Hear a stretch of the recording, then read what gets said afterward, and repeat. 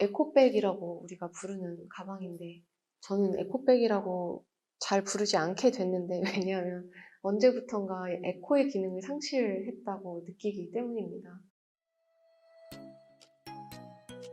우리 같은 소비자라고 하는 달콤한 사탕들이 이렇게 지구를 생각하는 방향으로 우르르 움직여 나갈 때 우리가 움직여 나가는 방향을 기업이 쫓아오지 않을 도리는 없을 거라고 생각합니다. 말하자면 작지만 확실한 영향력, 소확력을 행사하고 있는 것이죠.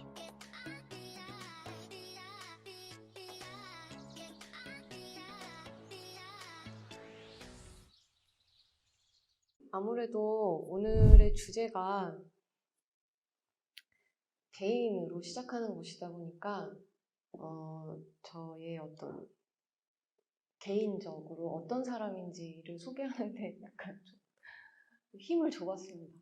그래서 자의식 넘치게 제 사진을 화면에 막 넣어놓고 시작을 하게 되는데 저라는 사람을 약간 압축적으로 보여주는 사진 같아서 책방에서 기타를 치고 노래를 하려고 준비하고 있는 저의 모습입니다. 조금 더 자세하게 말씀을 드려보겠습니다. 저는 2007년에 뮤지션으로 데뷔했습니다. 그래서 지금까지 몇 장의 앨범을 발표해 왔고요. 이제 그 앨범들을 대표해서 초창기 때 발표한 앨범 하나와 가장 최근에 발표한 앨범 하나를 이렇게 나란히 놓아봤습니다. 그리고 2013년부터는 글을 쓰는 일을 같이 병행을 하게 되었습니다. 그래서 지금 보시는 책은 가장 최근에 발표한 저의 산문집입니다. 실패를 사랑하는 직업이라고 하는 제목이고요. 전국 서점에서 절찬리에 판매하고 있습니다. 그리고 2015년부터는 소상공인의 세계에 또 뛰어들어서 새로운 직업을 또 얻었습니다. 작은 책방을 운영하고 있습니다. 책방의 이름은 무사라고 합니다. 사무라이의 무사를 본능적으로 떠올리는 분들이 많이 계신 것 같은데요. 그것은 아니고 나와 모두가 무사했으면 좋겠다. 근데 책방이 워낙 책이 잘 안 팔리는 시대이니까요. 부디 망하지 말고 무사했으면 좋겠다. 뭐 그런 염원을 담아서 짓게 된 이름입니다. 옆에 보시는 사진이 제 책방의 외관입니다. 혹시 벌써부터 망해가고 있는 건 아닌가 하는 외관으로 느껴지실 수 있는데 굉장히 이 외관이 제가 살고 있는 이 지역에서 굉장히 중요한 거점이었습니다. 역사적으로. 약간 이 동네의 사랑방처럼 만나자 하면 그냥 여기서 만났다고 하더라고요. 그러다가 화재가 있어서 굉장히 4, 5년간 방치되어 있던 전방이었는데요. 그곳을 제가 이제 임대해서 외관은 하나도 고치지 않았습니다. 그냥 이 외관이 가지고 있는 상징성을 좀 지켜나가고 싶어서 내관, 이제 내부를 천장부터 바닥까지 다 공사를 해서 보기에는 다 쓰러져가는 건물처럼 보이지만 내부는 아주 튼튼하게 잘 지어져 있습니다. 오늘 제가 드리고자 하는 이야기는 이렇게 뮤지션이자 작가 그리고 책방 주인으로 살아가고 있는 저라는 개인의 어떤 태도에 대하여입니다. 나누게 될 이야기의 제목은 이렇습니다. 개인의 힘이 얼마나 크고 강해질 수 있는지. 그럼 이제 이야기를 본격적으로 시작해 보도록 하겠습니다. 제가 아까 앞서서 책방을 하고 있다고 말씀드렸는데요. 2015년에 처음 책방을 열었던 곳은 서울 종로구 개동이었습니다. 그러다가 2016년에 제가 제주에 입도를 하게 되면서 자연스럽게 책방도 이전을 했습니다. 그래서 2016년에는 계속 공사했고요. 2017년에 다시 오픈을 해서 제주 성산읍 수산리라고 하는 곳에서 책방무사를 다시 계속해서 운영을 해오고 있습니다. 제가 살고 있는 제주도이고요. 책방무사는 대략 저쯤에 자리 잡고 있습니다. 제주도라는 섬은 제가 20대 중반에 어떤 책을 통해서 처음 연을 맺게 되었고요. 그때 그 책에서 본 제주의 사진들에 정말 사람한테도 그렇게 반하지는 못했을 것 같은 그런 강력한 반함을 느꼈습니다. 그래서 그 책 한 권을 들고 제주에 처음 가게 되었는데, 그때는 이렇게 곽광받는 관광지 섬이 아니었고 그냥 이제 국내로 신혼여행을 가고자 하는 이제 신혼부부들이 주로 찾는 섬으로 주로 알려져 있을 때였고요. 그래서 제주에 내려가서 조용히 시간을 보내다가 다시 서울로 돌아오는 그런 짧은 여행이 저의 1년에 굉장히 중요한 의식이었습니다. 그런 시간들을 거진 10년 가까이 갔다가 이제 2016년에 정착을 하게 된 것인데요. 기후위기라고 하는 용어 자체를 이제 그때는 인지하기도 전이었습니다만, 이렇게 제주에 내려가서 살고 나서부터 어떤 위기라고 하는 것, 위기감이라고 하는 것을 약간 직관적으로 감각하기 시작했던 것 같습니다. 서울에서 살 때는 몰랐던 제주의 상황들을 제주에 살게 되니까 당연히 이제 제주의 매체들을 노상 보게 되고 제주의 곳곳을 매일매일 확인할 수 있었는데요. 물론 지구가 환경이 어려워지고 있다, 안 좋아지고 있다라고 하는 것은 현재를 살아가고 있는 사람이라면 정말 누구나 모를 수가 없는 사실이지요. 그런데 제주에 이렇게 내려가서 매일매일 제주의 여기저기를 눈으로 확인하는 일은 뭐랄까 너무 두드러지고 너무 집약적인 느낌으로 부딪혀오는 느낌이었습니다. 특히 제가 좀 충격적이었던 것은 그냥 워낙 유명한 관광지다 보니까 이제 제주에 살고 있는 사람들이나 국내 관광객, 해외 관광객들이 이제 유발하는 쓰레기 문제라던가 하는 환경 오염을 유발하는 그런 것이 아니라 기업과 국가에 의해서 벌어지는 일들이었어요. 뭔가 너무 스케일이 너무 컸어요. 예를 들어서 그냥 개개인이 이렇게 유발하는 오염의 문제가 그냥 멍 같은, 타박상 같은 그런 느낌이었다고 한다면,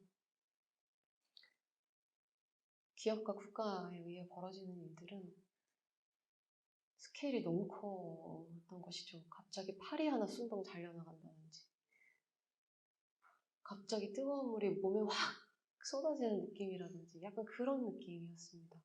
왜 이렇게 이게 충격적으로 다가오는 것일까라고 생각해 봤을 때, 아마도 제가 제주를 그동안 오랫동안 오고 가고 결국에는 내려가 살면서 제가 가장 중요하게 생각하고 있었던 제주도의 제1 가치가 바로 아름다운 자연이었기 때문이 아닐까라고 생각합니다. 갑자기 나무숲이 막 잘려나간다든지, 갑자기 바다에서 악취가 진동한다든지, 갑자기 건물들이 막 지어지다가 갑자기 그 공사가 중단되고 갑자기 방치되는, 그래서 막 유령 도시처럼 보여지는 그런 상황들이 제주에서는 허다합니다. 제가 살고 있는 집에서 차를 타고 한 15분 정도 이동하면은 비자림로가 나오는데요. 비자림로, 지금 보이는 이 길을 이제 4차선 확장도로를 하겠다는 이유로 이렇게 갑자기 나무들을 베어나가기 시작했습니다. 지금 현재 이 공사는 중단되었고요. 언제 다시 공사가 재개될지는 아직 정해져 있지 않은 상황 속에서 일단 이렇게 중단되어 있는 상태로 남겨져 있습니다. 여기는 서귀포시 예래마을이라고 하는 곳입니다. 이곳의 한 지역을 관광 특구로 조성하고자 하는 목적이 있었던 것 같습니다.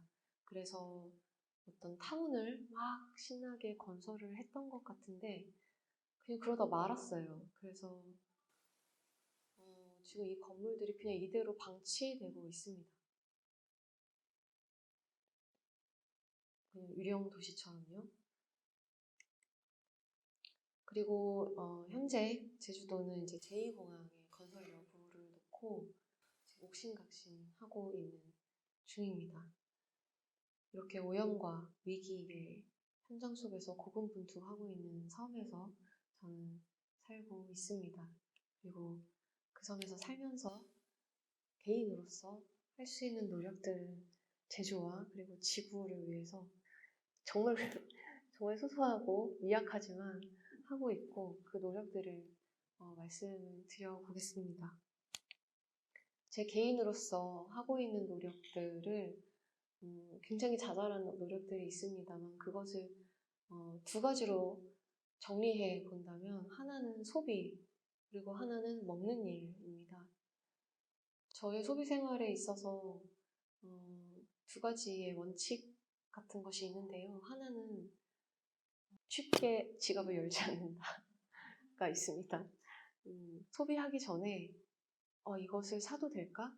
이것을 사는 게 어딘가에 피해가 되는 것은 아닐까? 같은 어떤 생각을 재고 삼고 한 후에 지갑을 열 것이 이제 저의 첫 번째 원칙이고요. 두 번째는 최대한 새 제품을 구입하지 않는 것입니다. 예를 들어서 의류 같은 경우는 정말 필요한 옷의 경우에 반드시 중고 의류를 구입하는 것이 아주 오래된 저의 이제는 거의 버릇처럼 굳어진 이고요.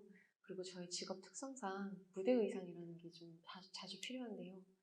무대 의상 같은 경우는 보통은 굉장히 화려하고 좀 요란해서 이렇게 일상생활에서 계속해서 입기가 좀 거시기합니다. 그래서 한번 입고 그냥 이렇게 방치되던가 뭐 약간 그런 식이 되기가 쉬운데 그래서 저 같은 경우는 그 무대 의상을 이제 제가 소속되어 있는 엔터테인먼트 회사의 강점을 좀 살려서 아무래도 엔터테인먼트 회사다 보니까 저희 직원들의 패션 센스가 굉장히 남다르고 훌륭합니다.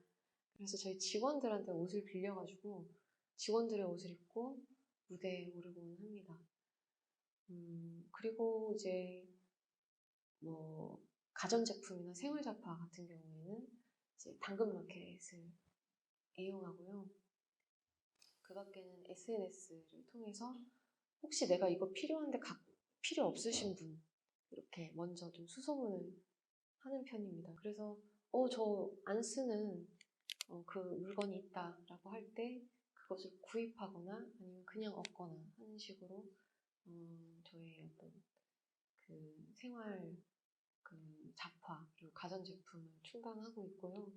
그리고 뭐 많은 분들이 그러시겠지만 저 역시 자주 쓰는 일회용품들 빨대나 수저, 젓가락, 일회용 컵 이런 것들을 다 다회용 용기로 항상 소지하면서 사용하고 있습니다.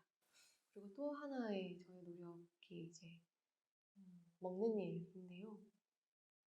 그렇게 오래된 노력은 아닙니다. 2018년부터 시작해 오고 있는 일인데 그것은 바로 고기를 먹지 않는 일입니다.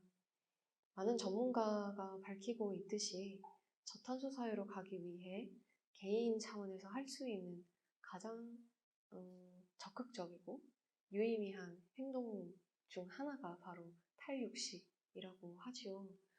그래서 저 역시 고기를 너무너무 좋아하는 사람으로서 베지테리언이 되겠다라고 마음을 먹는 데까지 굉장히 오랜 시간이 걸렸는데 어쨌든 2018년도에 과감히 마음을 먹고 지금까지 잘 참고 있습니다. 오늘 아침에도 정말 그 국밥이 먹고 싶었는데 잘 참고 왔습니다. 그리고 책방에서 주력하고 있는 것도 있습니다. 저희 책방에서 굉장히 오랫동안 하고 있는 일은 안 쓰는 청가방을 기증받는 일입니다.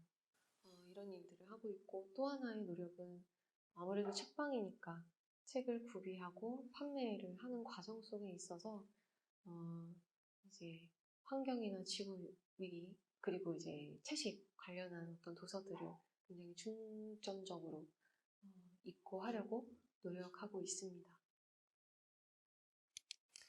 네, 저는 그런 노력들을 하고 있습니다.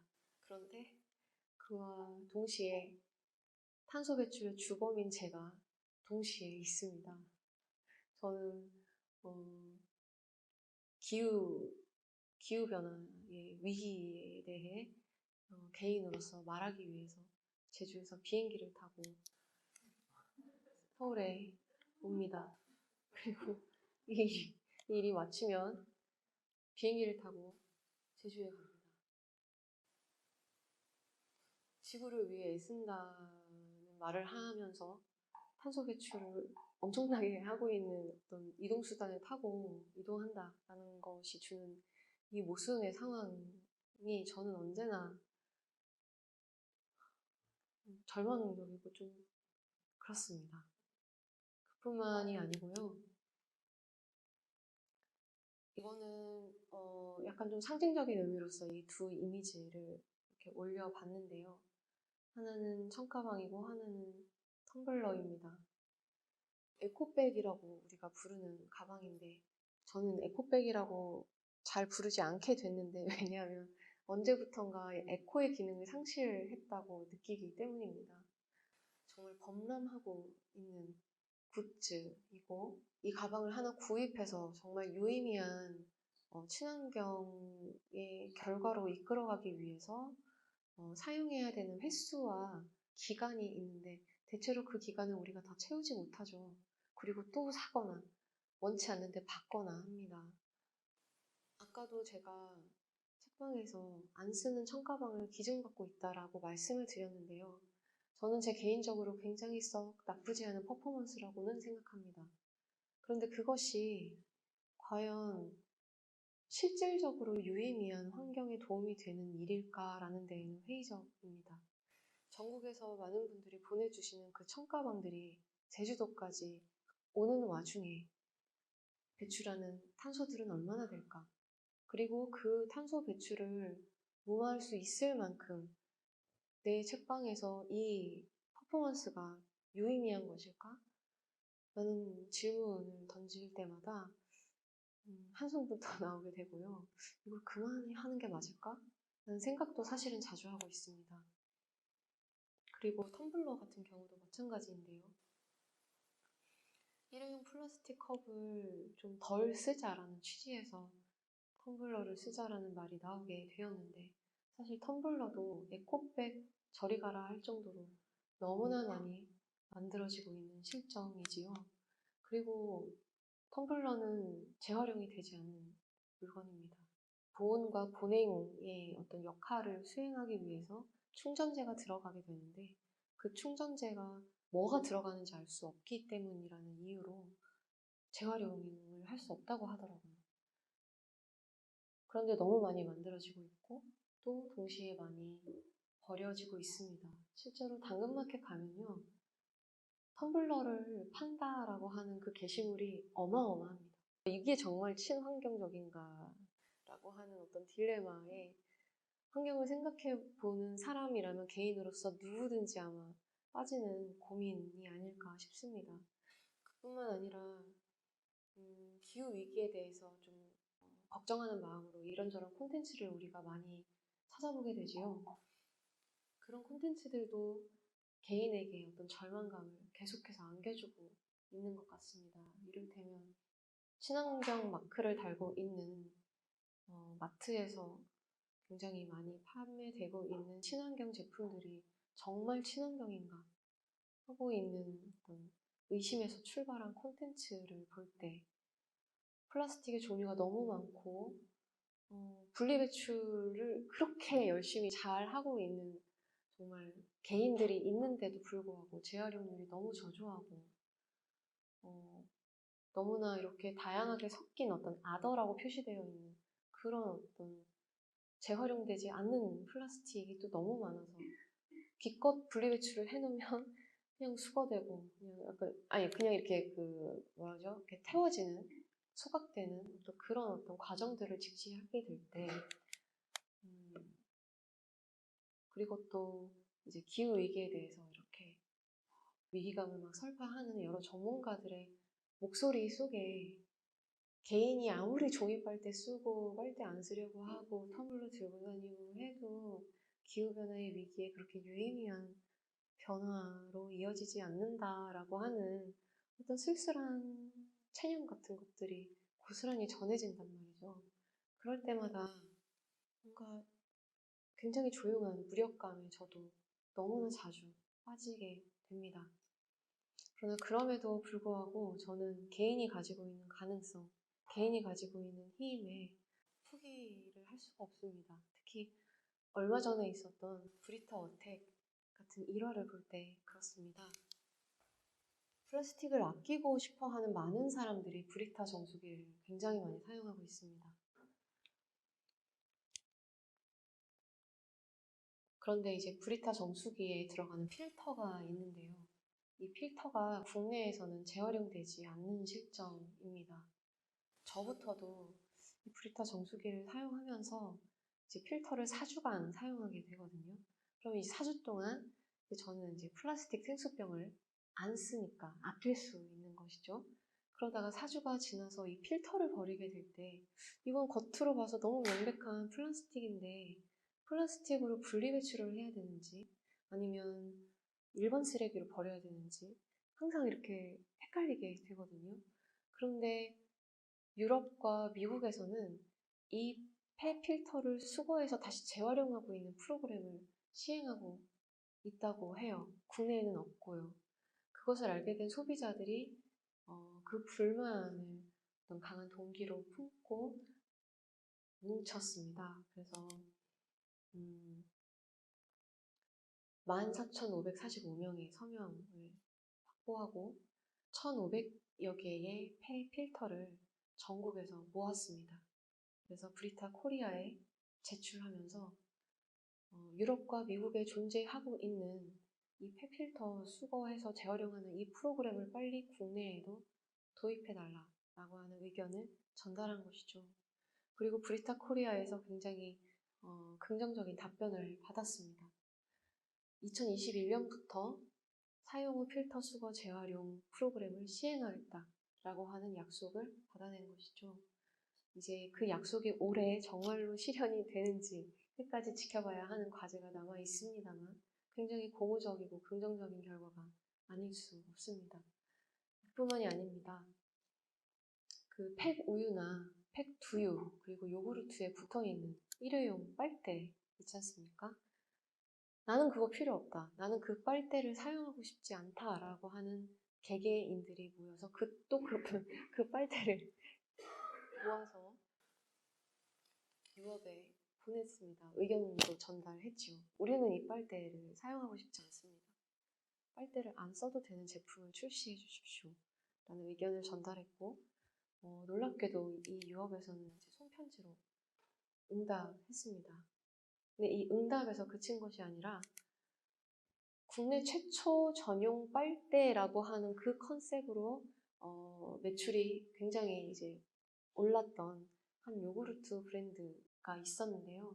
과감히 효자 포인트였던 빨대를 제거한 제품도 동시에 출시를 했고요. 제가 사진으로 준비하진 못했습니다만 폐구유 같은 경우도 빨대가 붙어있지 않은 폐구유를 출시함으로써 이 일회용 빨대를 사용하고 싶어 하지 않는 그런 소비자들이 선택할 수 있는 선택권을 제공해 준 것이죠. 이런 플라스틱 어택은 지금까지도 계속되고 있습니다. 아까 말씀드렸던 빨대 어택이 있고요.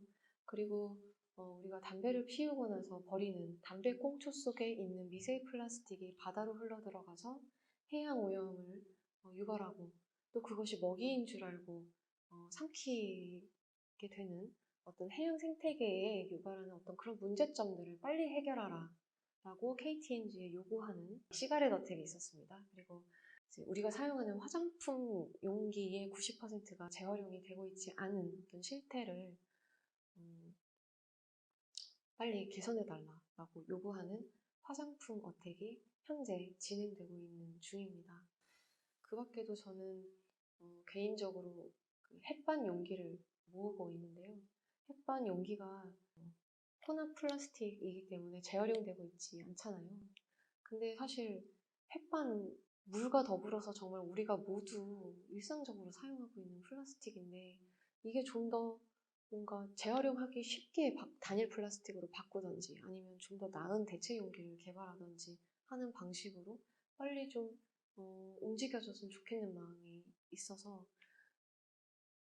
저 혼자 고독한 햇반 어택을 준비하면서 햇반 용기를 모으고 있습니다. 주변에 같이 할래? 막 이렇게 좀 얘기를 해보고 있는데 뭐 때가 되면 뭐 그런 날이 오리라고 저는 생각합니다. 이런 식으로 개인들은 한데 뭉쳐서 기업에 요구하고 있습니다. 그리고 이렇게 유의미한 결과를 얻어내기도 하고요. 작지만 확실한 행복이라는 소확행이 있는데 말하자면 작지만 확실한 영향력, 소확력을 행사하고 있는 것이죠. 얼마 전에 제가 존경하는 한 친구가 무슨 얘기를 하면서 이런 얘기를 한 적이 있어요. 기업은 너무 어린아이 같아 라는 말을 한 적이 있습니다. 뭐랄까 선과 악을 나누는 판단 기준이랄지 뭔가 인간으로서 추구해야 되는 도덕적 가치랄지 그런 것보다도 오로지 이윤 창출이라는 달콤한 사탕만 좋아하는 어떤 천진난만함을 빗댄 말이었는데요. 참 슬프면서도 정확한 유머가 아닌가 그런 생각을 했습니다. 아까의 손편지에서 인상 깊었던 구절만 제가 조금 떼왔는데요. 고객님의 환경을 생각하는 마음과 좀 더 나은 미래를 위해 실천하고자 하는 의지를 깊이 공감하며 저희 또한 하나하나 변화하고자 합니다. 저희 또한 하나하나 변화하고자 합니다. 기업이 좋아하는 그 이윤 추구를 가능하게 하는 우리 같은 소비자라고 하는 달콤한 사탕들이 이렇게 지구를 생각하는 방향으로 우르르 움직여 나갈 때 우리가 움직여 나가는 방향을 기업이 쫓아오지 않을 도리는 없을 거라고 저는 생각합니다. 그것이 더 나아가서 정책의 방향까지도 바꿔 나갈 수 있는 아주 강하고 아름다운 정치가 될 거라고 저는 믿고 있습니다. 처음 메디치로부터 이 강연의 제안을 받고 오늘 이 자리까지 서서 이렇게 개인 차원의 이야기를 들려드리고 있는 저를 지배하는 한 정서가 있는데 그것은 부끄러움입니다. 과연 내가 개인의 노력에 대해서 여기서 이렇게 얘기할 만한 어떤 자격이 있는가? 그리고 내가 개인 차원에서 하고 있는 노력들이 과연 여기 나와서 이야기할 만큼 정말 충분한 것인가? 라고 하는 자문을 던져봤을 때 절대 그렇지 않다라고밖에 대답할 수 없었기 때문입니다. 그런데 뭔가 지푸라기라도 잡는 심정으로 이 자리에 섰는데요. 그 지푸라기는 재미있게도 바로 이 부끄러움입니다. 제가 여태까지 직접적으로 그리고 간접적으로 봐왔던 모든 훌륭한 분들 본받고 싶다. 나도 저렇게 저 사람처럼 따라서 살아보고 싶다라고 느꼈던 모든 사람들에게서는 공통적으로 어떤 진한 부끄러움이 있더라고요. 저는 더 노력해야 됩니다. 저는 아직 가야 할 길이 멉니다. 저는 아직도 해야 할 일이 너무 많습니다. 아직 저는 부족합니다. 라고 하는 그런 부끄러움이 그들에게는 언제나 보여졌습니다. 행동하지 않는 사람의 부끄러움이 아니라 행동하는 사람이 말할 수 있는 부끄러움, 행동하는 사람의 떳떳한 부끄러움이 있었습니다. 제가 이 행사를 준비하면서 느꼈던 부끄러움도 그분들이 느끼는 어떤 그런 부러운 부끄러움과 조금이라도 좀 똑같은 부분이 있지 않을까. 아니, 똑같지 않아도 좋으니까 정말 무늬만이라도 비슷했으면 좋겠다라는 바람을 가지고 이 자리에 용기를 내서 섰습니다. 처음 제가 말씀드렸던 제 이야기의 제목 혹시 기억이 나실까요? 네, 제목은 이랬습니다. 개인의 힘이 얼마나 크고 강해질 수 있는지. 그런데 아까 제가 제목을 보여드렸을 때 마지막에 쉼표가 하나 달려있던 것을 아마 눈치 빠른 분들이라면 확인할 수 있으셨을 겁니다. 저 쉼표가 뭐지? 뭔가 이어지는 말이 있는 것일까? 라고 생각하셨던 분도 있으셨을지도 모르겠습니다. 네, 맞습니다. 이어지는 말이 있습니다. 그것은 이것입니다. 알고 있습니다. 개인의 힘이 얼마나 크고 강해질 수 있는지 알고 있습니다. 물론 굉장히 개인의 힘이 너무 명백하게 보잘것없고 작고 미약합니다만 동시에 얼마나 크고 강해질 수 있는지 저는 알고 있습니다. 그리고 저는 이 알고 있다는 사실에 책임을 지는 책임을 지는 어른이 되고 싶습니다. 꼭 그렇게 살아보겠습니다. 감사합니다.